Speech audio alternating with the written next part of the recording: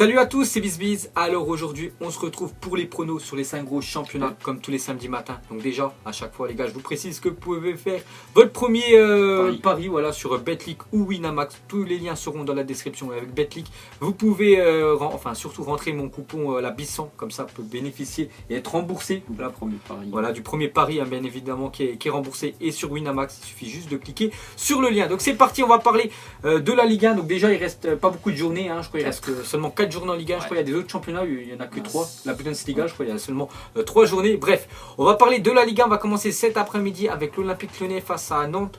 Donc moi j'ai mis, parce que moi comme d'habitude les gars, il y en a plein, ils doivent se demander ce que je regarde, parce que voilà, tout le temps avant je vais marquer tous les pronos bien sûr sur une feuille. Donc moi je pars sur une victoire de Lyon à domicile. Qu'est-ce que t'en penses? Moi aussi je pars sur une victoire de Lyon à domicile, ils ont un calendrier vraiment favorable par rapport à Marseille sur ces 4 dernières journées. Je crois que déjà qu'ils en jouent 3 à domicile. Là ils vont jouer 2 fois consécutivement à domicile, puis même les derniers résultats ils montrent tout simplement que Lyon il va rien lâcher, les Lyonnais, jusqu'à la fin d'année. Donc pour moi c'est une victoire assez simple encore une fois face à Nantes, je pense. Pareil, hein, voilà, je peux pas en dire plus les gars. Lyon normalement ça va s'imposer. Ce soir à 20h dans le multiplex, il y aura Monaco face à Amiens. Donc je pars sur Monaco qui est vraiment en danger après leur défaite 3-1, je crois que c'est ça à Guingamp la semaine dernière. Donc maintenant il est talonne les deux derrière, hein. Ils ont un point derrière. Enfin voilà, Lyon et Marseille, donc s'ils veulent garder cette deuxième place, donc pas le choix. Monaco, ils jouent contre un promu Amiens, victoire obligatoire pour Monaco, hein, on est d'accord, pour parler pendant 15 ans, normalement Monaco, ça va s'imposer. Ensuite, ça sera Lille face à Metz, donc Lille est toujours avant-dernier, ouais c'est bien ça, l'avant-dernier contre le dernier. Donc moi je partirai sur une victoire du LOSC à domicile contre le dernier. Là, de toute façon ils n'ont plus le choix, il faut tout lâcher. Il leur reste 4 matchs, normalement c'est 4 victoires pour Lille s'ils veulent disputer, enfin jouer l'année prochaine en Ligue 1, sinon ça sera une descente. Qu'il y a déjà un creux par rapport à Toulouse. Voilà, donc Toulouse a pris un point, il n'a pas été marqué. Il n'a pas été marqué, exact.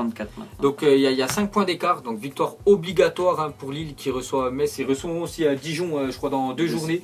Donc ils sont obligés de gagner, même à l'extérieur, ils sont obligés de gagner s'ils veulent rester en Ligue 1. Donc pour moi, Lille. Pour moi, c'est victoire de Metz. Franchement, je trouve que Metz, depuis 2018, sincèrement, ils font vraiment des bons résultats. Il y a souvent quand même des matchs nuls, mais ils n'ont jamais été vraiment lâchés. Je trouve qu'ils lâchent vraiment rien sur leur match. Et pour moi, Lille, par contre, a vraiment déjà lâché, j'ai l'impression. Mais ils n'ont toujours pas gagné depuis, je crois, le 10 janvier.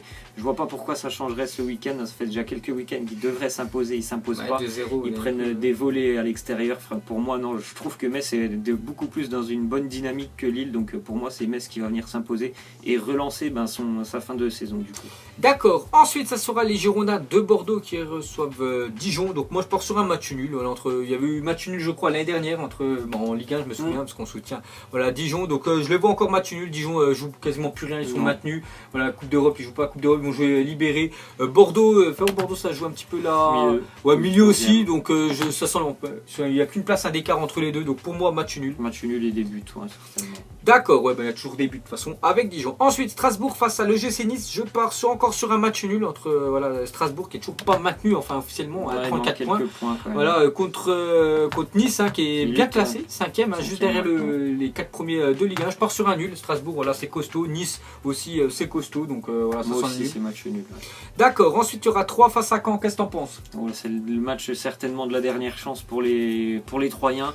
Caen a pris un bon point finalement en milieu de semaine. Du coup, là, ils sont presque maintenus. Ils ont quand même pris maintenant un bon petit matelas d'avance. Mais je pense que pour 3, c'est vraiment la dernière chance. Il n'y en aura certainement pas d'autres. Donc, victoire de 3 pour moi. La même chose, j'ai mis 3 sur la feuille. Demain, on va commencer à 15h avec Rennes face à Toulouse. Donc, Toulouse aussi, on pris un point cette semaine à Caen. Donc, ils se déplacent à Rennes. Rennes, voilà, normalement, ils jouent. Enfin, ils essaient de jouer l'Europe parce qu'ils sont 7ème, juste derrière Saint-Etienne, à 1 point. Voilà, de Saint-Etienne, 2 points de l'OGC Nice. Ils reçoivent Toulouse qui est mal classé. Donc, pour moi, j'ai mis Rennes à domicile, s'ils veulent jouer pourquoi pas l'Europa League l'année prochaine, victoire obligatoire. Moi aussi, victoire du Stade Rennais. Pourtant, ils ont été assez décevants il y a 2 semaines face à Metz, il me semble. Ils avaient perdu à domicile alors qu'on les attendait. Ils étaient sur une bonne série, mais je pense qu'ils peuvent se reprendre demain face à Toulouse. D'accord. Ensuite, à 17h, il y aura le SCO Angers face à l'Olympique de Marseille. Donc moi, je pars sur une victoire de l'Olympique de Marseille, au même titre que Lyon, au même titre que Monaco. Il n'y a plus de points à lâcher. Il faut faire que des victoires. Ils se déplacent contre Angers.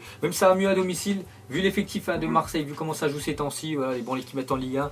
Pour moi, je les vois s'imposer voilà, à Angers, c'est mon point de vue. Moi aussi, c'est pareil, franchement, comme tu as dit, ils doivent pas perdre 2 points, puis Angers, finalement, ils vont se maintenir visiblement assez tranquillement, donc je pense que la motivation, elle sera vraiment du côté des Marseillais, donc victoire de l'OM.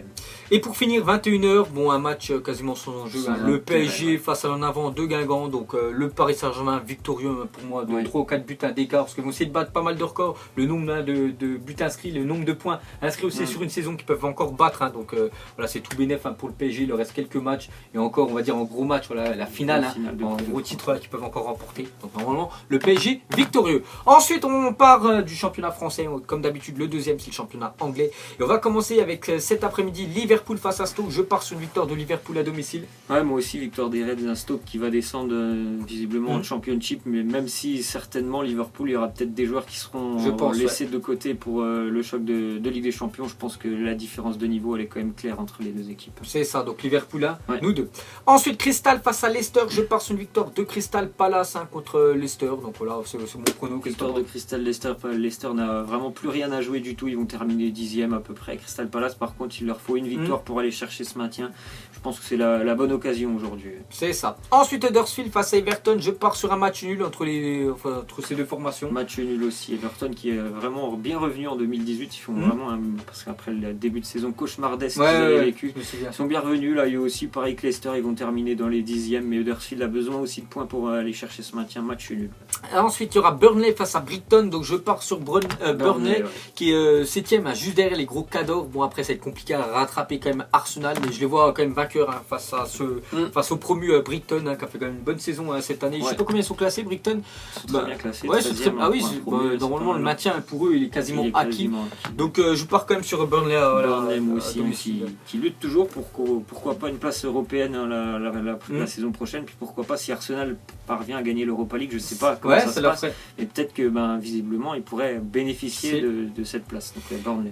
D'accord, ensuite il y a Newcastle face à West Bromwich, donc West Bromwich a déjà relégué en Championship, mais il ne faut pas oublier que depuis qu'ils sont relégués, ça les a libérés certainement. Ils ont gagné 1-0 à Manchester United, quand même deuxième, ils ont fait 2-2 contre Liverpool, pourtant ils s'étaient menés 2-0 quand même West Bromwich, et là ils jouent à Newcastle, mais Newcastle je les vois quand même s'imposer contre cette équipe, contre les derniers, la lanterne rouge, on est d'accord.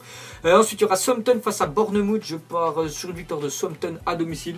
Le dernier match aussi de la dernière chance pour Southampton, sinon ça va être une descente, donc c'est victoire à tout prix. D'accord, il y aura Swansea aussi face à Chelsea, je pars sur une victoire de Chelsea. Bon, Chelsea, la Ligue des Champions, ils sont encore à 5 points derrière Tottenham.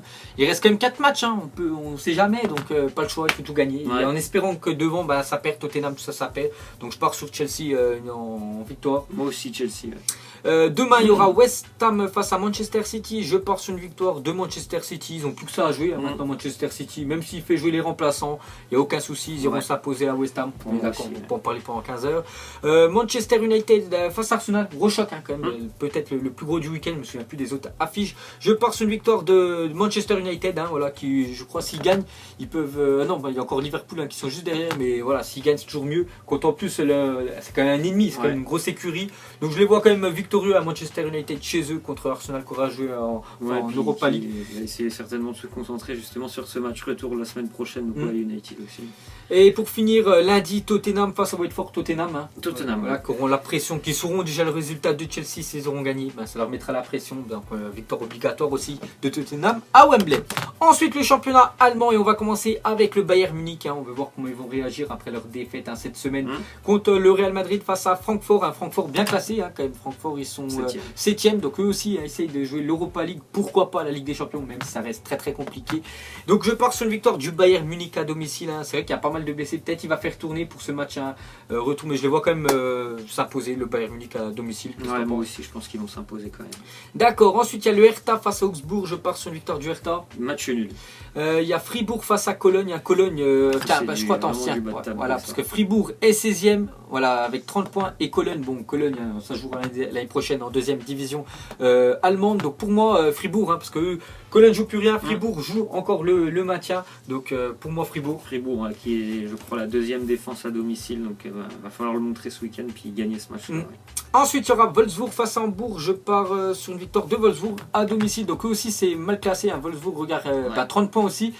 contre Hambourg qui est 25 points mais avant-dernier. Donc vraiment s'ils gagnent Hambourg ce serait vraiment un exploit, mais je vois pas l'équipe de Wolfsburg lâcher des points à domicile et je les vois en plus gagner. En plus il reste plus que 3 matchs voilà, en Allemagne, donc pour moi Wolfsburg. Moi c'est match nul, Wolfsburg c'est 15 nuls en 31 matchs, donc un match sur 2 ils font nul, donc pourquoi pas celui-là. Ouais. D'accord, ensuite il y aura Schalke 04 face au Borussia Mönchengladbach, je l'ai bien dit pour un coup, donc je pars sur Schalke 04. Ouais. Sinon, il y a le Bayer Leverkusen face à Stuttgart. Je pars sur le Bayer Leverkusen à domicile. Ça veut jouer la Ligue des Champions l'année prochaine. Il n'y a pas le choix. Il faut tout gagner à domicile. Il reste 3 matchs. Et voilà, quand tu joues chez toi, il faut essayer de prendre le max de points.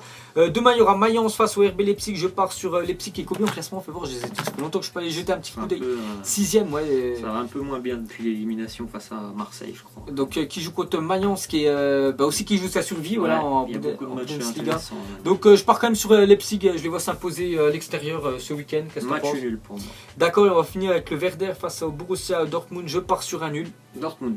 D'accord. Donc voilà le gars, le championnat allemand. On se dirige dans le championnat espagnol comme d'habitude, le 4ème. Et on va commencer avec l'Espagnol Barcelone qui reçoit Las Palmas. Las Palmas, je crois déjà relégué au même titre que Malaga. Déjà eux c'est sûr. Après bon la Corogne, je crois que ça va les accompagner parce que 28 points, 37. Bref, donc Espagnol pour moi ça va gagner contre Las Palmas. Las Palmas vraiment au niveau très très faible. Donc on est d'accord. L'Espagnol, la Real Sociedad face à l'Athletic. Qu'est-ce que t'en penses? Le derby du Pays Basque pour moi ce sera la Real Sociedad. La même chose, j'ai mis Real Sociedad à domicile. Ensuite le Real Madrid face à Leganés. Donc le Real ne joue quasiment plus rien. De toute façon, ils terminent dans les 4 premiers. Puis eux, leur objectif, c'est même de remporter la Ligue des Champions. Comme ça, quand tu la remportes, je ne sais plus si tu la remportes, tu es directement qualifié. Bref, on ne sait pas. Mais bon, ils seront l'année prochaine en Ligue des Champions. Donc on va pas en parler pendant 15 ans. Le Real Madrid, ça va s'imposer. Villarreal face au Celta. Villarreal très bien classé. Villarreal, voilà, 6ème face au Celta Vigo qui est 10ème. J'ai mis Villarreal à domicile. Ouais, moi aussi, ils ont une place européenne à aller chercher, Villarreal. D'accord. Ensuite, ça sera demain Retafe face à Girona. Ça sera le match nul entre deux équipes moyennes. Voilà, ils n'ont plus rien à jouer de toute façon. Donc voilà, match nul, ça va jouer détente voilà, entre les deux. Deportivo Alavés face à l'Atlético de Madrid.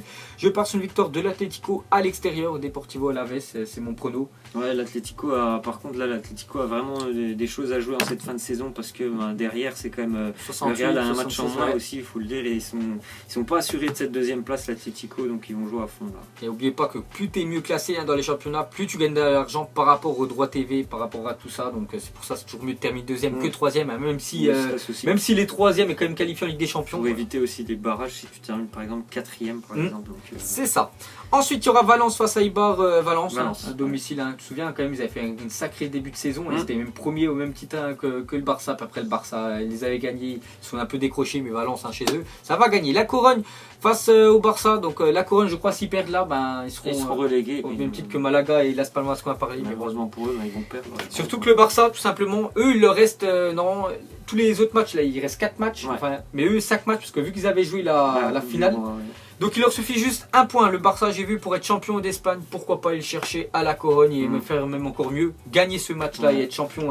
Ils jouent plus que ça, de toute façon, maintenant ils ont gagné ça et puis l'invincibilité certainement aussi, ce qui est leur objectif, je pense. Donc oui, il y aura une victoire du côté de la Corogne. Bien sûr. Et pour finir, Betis face à Malaga. Donc le Betis, c'est une très bonne équipe. Contre Malaga, sérieux, je comprends pas du tout cette équipe-là qui est vraiment catastrophique cette année. Donc déjà l'année prochaine, ils seront en deuxième division. Donc le Betis. Et on va finir avec le championnat italien. On va commencer avec cet après-midi AS Roma face au Chievo. Donc l'AS Roma, pour mettre en route cette remontada, c'est obligé. Voilà, déjà de bien se préparer face au Chievo. C'est de prendre le max de confiance. Donc victoire obligatoire pour l'AS Roma, même si peut-être des joueurs cadres seront en repos, j'en sais rien. Mais bon, voilà, pour moi ça va quand même s'imposer. Il y a l'Inter face à la Juventus. Et là on sait que voilà, la Juventus se déplace encore une fois. Je crois c'est l'AS Roma, je sais plus, se déplace. Donc voilà, c'est très serré déjà. Parce que là, il y a combien? Il y a un point d'écart entre la Juve et Naples. Il reste 4 journées là-bas en Serie A. Donc moi je pars sur un match nul. Je vois pas la Juventus s'imposer, même s'il leur faut obligatoirement une victoire. Parce que vu qu'ils ont perdu la semaine dernière un contre Naples. Donc je partirai sur un nul entre l'Inter et le Juve. Moi aussi je vais partir sur un match nul. La Juve a vraiment déçu la semaine dernière. C'était totalement mérité qu'ils soient battus lors de ce match. Et l'Inter, je crois que l'équipe qui a jamais perdu cette année face aux 7 ou 8 premiers de Serie A. Chaque fois, ils font des bons résultats, souvent des matchs nuls. Donc là, je pense que personne ne va se départager pour ce match, et ce qui fait pas du tout les affaires de la Juve s'ils gagnent pas.